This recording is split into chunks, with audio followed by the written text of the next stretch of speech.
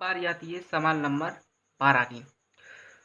तो उसमें क्या दिया है यानी क्या पूछा है कि सिद्ध कीजिए कि समस्त त्रिभुजों के समुच्चय ए में आर बराबर T1 T2 यानी कि T1 जो है T2 के समरूप है द्वारा परिभाषित संबंध आर एक तुल्यता संबंध है। तो दोस्तों इसमें क्या दिया है कि T1 जो है T2 के समरूप है। तो समझ लें कि कोई त्रिभुज है, ये दो त्रिभुज हैं जिसका नाम है T1 और T2, जो दोनों क्या हैं एक दूसरे के समरूप हैं। एक दूसरे क्या हैं समरूप हैं, तो वही हमें एक तुल्यता संबंध बताना है। तो चलिए इसको भी हल कर लेते हैं कि जैसे सवाल नंबर 12 कि जैसे दो त्रिभुज हैं, एक त्रिभुज ये रहा और दूसरा ये रहा। अब क्या करना है, जो ये पहला वाला है ये क्या है T1 है और जो दूसरा है T2। अब क्या है, जो T1 है T2 के समरूप है, जो क्या है समरूप है, T1 T2 के समरूप है। अब हम इसको कैसे बताएंगे कि ये स्वतुल्य है। तो जैसे कि हम लिखेंगे R बराबर T1 और T2। T1 T2 क्या है, T1 जो है T2 के समरूप है, समरूप है। अब क्या करना है, जैसे कि R बराबर T1 और T2। T1 जो है T2 का समरूप है। ये जो है दोस्तों ये लिखने का तरीका है एग्जाम में, तो आप इसी तरह लिखिएगा। तो अब ये बताइए कि ये जो है इसका क्या है समरूप है, मतलब ये जो है एक से ही है। यानी कि जो इसकी अगर मान लो अगर ये 5 है, तो जब ये इसका समरूप है तो ये भी क्या होगा 5। यानी कि जो ये है वो ये है, यानी कि जो ये मतलब जो जुड़वा है, यानी कि जो ये भी है उस वो ये भी है। तो क्या करना है कि जैसे तो ये तो मतलब सिद्ध हो गया कि ये स्वतुल्य है, क्योंकि T1 T2 एक दूसरे के समरूप हैं। तो क्या हम लिख देंगे R बराबर क्या है स्वतुल्य है। कैसा है स्वतुल्य, क्योंकि रीजन भी दे देंगे इसके साथ, क्योंकि सभी त्रिभुज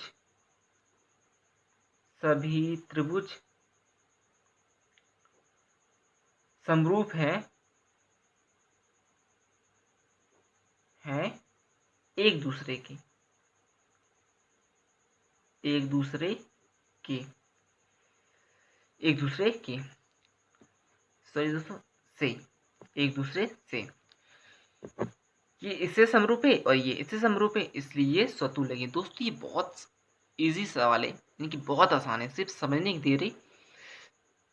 अगर तो समझ में आ गया ना तो ये तो क्या है सवाल बहुत इजी है, सिर्फ समझने की देर है। तो स्वतुल्य जो है समझ में पता चलेगा कि स्वतुल्य है, क्योंकि ये इसके समरूप है और ये इसके समरूप है। तो T1 बराबर क्योंकि इसको भी हम T1 मान सकते हैं। तो क्या है दूसरा कि जैसे T1 और T2 बिलोंग्स टू R। अगर हम T2 को पहले रख दें और T1 को बाद में रख दें तो कुछ फर्क होगा। जैसे T2 और T1 कुछ फर्क हुआ नहीं ना, क्योंकि जो वैल्यू है एक सी है, दोनों एक दूसरे के समरूप हैं। चाहे इसको पहले रखो चाहे इसको पहले रखो, बात तो एक ही है। तो इसलिए ये समरूप है। तो आर बराबर समरूप है, क्योंकि इसका भी रीजन है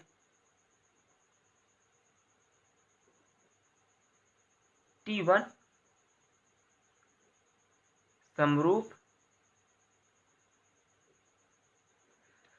समरूप है T2 के, और T2 समरूप है T1 के। T1 समरूप है T2 के और T2 समरूप है T1 के, इसलिए ये सम्मित हुआ। तो अब हमें क्या करना है कि ये क्या ये संक्रमक है, क्या ये संक्रमक है? तो इसी तरह T1 T2 belongs to R, और जैसे T2 अब हम यहाँ पे क्या करेंगे कि ये जो T1 है T2 है, तो हमें यहाँ पे साइड में क्या करना है, अपने से T3 भी लाना है, क्योंकि हमें संक्रमक बताना है ना। तो T3 आ गया, तो ये T3 है, ये भी क्या है, एक दूसरे के समरूप है। तो क्या है, T3 बिलोंग्स टू R। अब क्या है कि जैसे A आ गया, B आ गया, B आ गया, C आ गया, तो B भी कट जाएगा, बचा A और C, यानी कि T1 T3। तो क्या है, T1 T3 belongs to R, क्योंकि रीजन भी देना जरूरी है। T1 जो है, T1 और T2 समरूप है, और जो T2 है और T3 तीन समरूप हैं, इसलिए दोस्तों क्या है, जो T1 है T3 के समरूप है, T3 के क्या है, समरूप है, ये होंगे। तो इसलिए R क्या है, संक्रमक है। बहुत इजी, सिर्फ समझने की देरी। तो R क्या है, संक्रमक है, तो इसलिए R बराबर तुल्यता संबंध बता रहा है। तो यहाँ तक तो हो गया। अब क्या करेंगे, सवाल को फिर से पढ़ेंगे कि इसमें क्या दिया है। जैसे कि हमारा जो सवाल था यहाँ तक हो चुका है, तुल्यता संबंध पूछा था, तुल्यता संबंध हमने बता दिया। अब क्या करना है कि भुजाओं 3, 4, 5 वाले समकोण त्रिभुज T1, भुजाओं 5, 12, 13 वाले समकोण त्रिभुज T2 तथा भुजाओं 6, 8, 10 वाले समकोण त्रिभुज T3 पर विचार कीजिए कि T1, T2 और T3 में कौन से त्रिभुज परस्पर संबंधित हैं। अब हमें इसमें क्या बताना है कि जैसे हम लिख के बता देते हैं, जैसे कि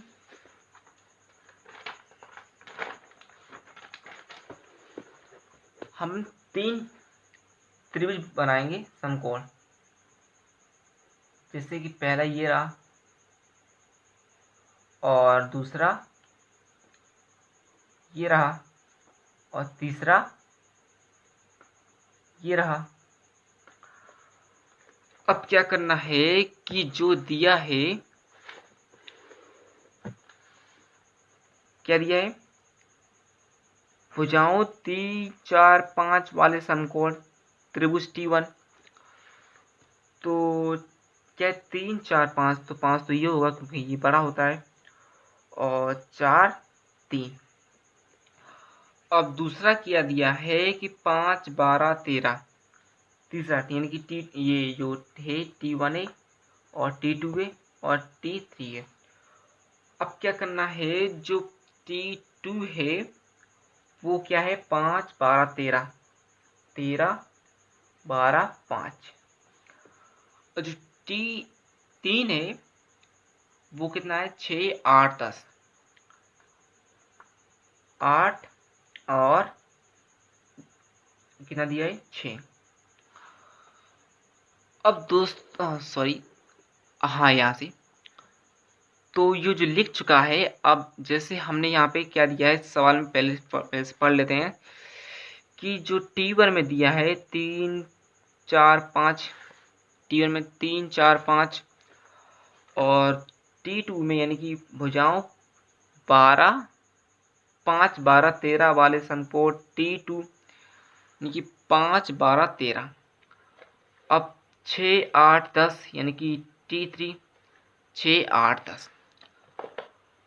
तो क्या पूछा है कि T1 T2 और T3 में से कौन से त्रिभुज परस्पर संबंधित हैं, परस्पर संबंधित हैं। अब जैसे कि दोस्तों अगर हम तीनों में से देखें तो किस किस में हमें संबंध दिखाई दे रहा है। अगर हम इसकी बात करें जैसे कि 5 है 13 यानी कि संबंध तो इसमें कुछ दिखाई नहीं दे रहा है खास। अगर हम इसकी बात करें तो 5 दूनी 10, हाँ ये आ रहा है। 4 दूनी 8, हाँ ये भी आ रहा है। और 3 दूनी 6, तो हाँ ये आ रहा है। लेकिन इसमें क्या है जो T2 में है संबंध में कुछ बैठ ही नहीं रहा है। लेकिन इसमें हमें संबंध इसका जो T1 है T2 के साथ संबंध बता रहा है, हमें लग भी रहा है। तो इसमें क्या होगा कि ये जो है T1 T3 के साथ संबंध बनाएगा। तो हम इसको लिखेंगे कैसे, तो लिखेंगे कि जैसे तीनों क्या है समकोण, समकोणीन है ना, क्योंकि 90 का एंगल बनाता है। समकोण त्रिभुजों में जो T1 है क्या है T1 की तीनों भुजाएं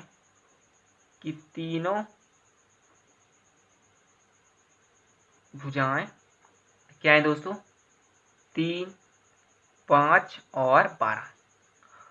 जो T2 है कि तीनों भुजाएं क्या है 5 12 और 13।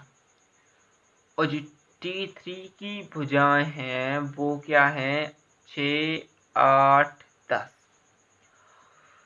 तो हमें क्या पता चला कि T1 का संबंध T3 के साथ हमें लग रहा है, ना दोस्तों।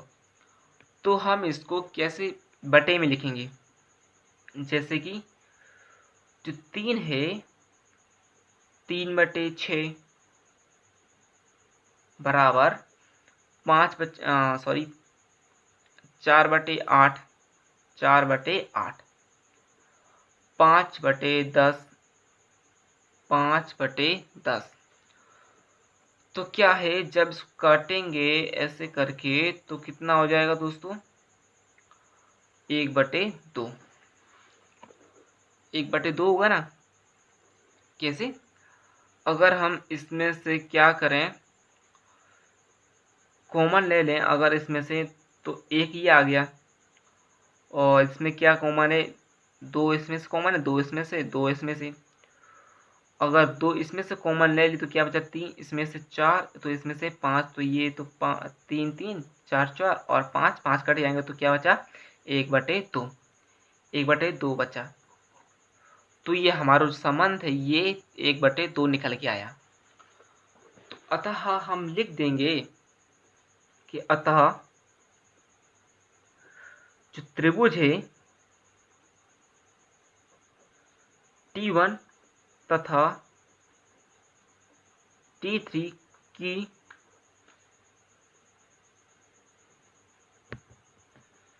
संगत भुजाएं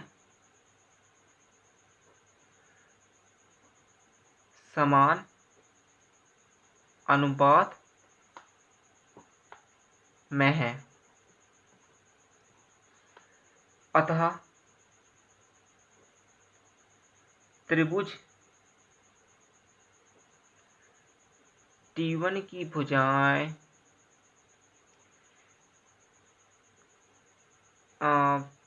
त्रिभुज T3 के समरूप है, अतः त्रिभुज T1 और त्रिभुज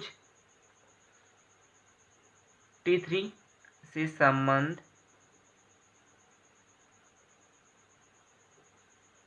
संबंधित है। क्योंकि इसमें क्या है, 2 का है, यानी कि 2 4 दूनी 8, 5 दूनी 10 और 3 दूनी 6। लेकिन इसमें जो है हमें कुछ संबंध बताया नहीं रहा है, तो इसलिए T1 का संबंध किससे, T3 के साथ। तो हम इसको ऐसे लिखेंगे, त्रिभुज T1 तथा T3 की संगत भुजाएं समान अनुपात में हैं, क्योंकि 1/2। अतः त्रिभुज T1 त्रिभुज T3 के समरूप है, अतः त्रिभुज T1 T3 से संबंधित है। दोस्तों, ये सवाल है ना, बहुत इजी है। बस आपको क्या करना है, प्रैक्टिस करती रहनी है, क्योंकि सवाल कितना भी इजी हो, अगर आप प्रैक्टिस नहीं करोगे तो वो आपको कभी भी नहीं समझ में आएगा। तो जो ये है सवाल का स्क्रीनशॉट आपके सामने है, ले लीजिए एक बार। और जो सवाल का हल है वो ये रहा, जो कि 12 नंबर का है, पहला स्क्रीनशॉट। और दूसरा स्क्रीनशॉट, और ये रहा तीसरा स्क्रीनशॉट। प्लीज़ अगर आप हमारे चैनल पे पहली बार आएँ तो प्लीज़ सब्सक्राइब जरूर करें। अगर आपको इसमें कुछ भी डाउट हो तो प्लीज़ कमेंट सेक्शन में ज़रूर बताएं।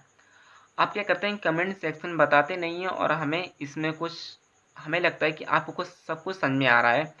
अगर आपको कुछ समझ में नहीं आ रहा तो प्लीज़ आप कमेंट सेक्शन में लिखें, ताकि मुझे पता चले कि मैं इसमें क्या कमी कर रहा हूँ, मतलब कि क्या इसमें कमी कर रहा हूँ जो आपको समझ में नहीं आ रही है। जो वो कमी है मैं इसको दूर कर सकूँ, ताकि जो मैं समझाऊँ वो आपको तुरंत समझ में आ जाए। तो प्लीज़ इसको लाइक और सब्सक्राइब ज़रूर करें, अगर आपने हमारे इस चैनल को सब्सक्राइब नहीं किया है। और लाइक ज़रूर करना, अगर कुछ गलती है तो प्लीज़ कमेंट में ज़रूर बताएं।